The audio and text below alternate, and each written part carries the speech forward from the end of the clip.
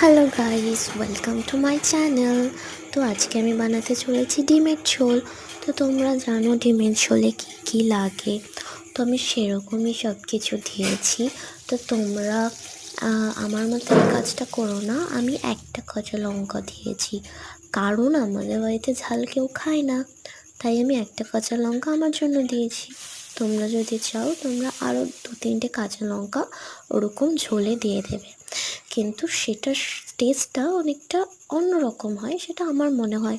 তো তোমাদের যদি আমার এই ভিডিওটা ভালো লাগে তো অবশ্যই আমাকে কমেন্ট করে জানিও, আর সাথে আমার চ্যানেলটাকে একটু সাবস্ক্রাইব করে দিও, কারণ এটি আমি ফার্স্ট ভিডিও বানিয়েছি। জানি এডিটে একটু সমস্যা হয়েছে, তো তাও তোমরা একটু লাইক করে দিও। Bye bye.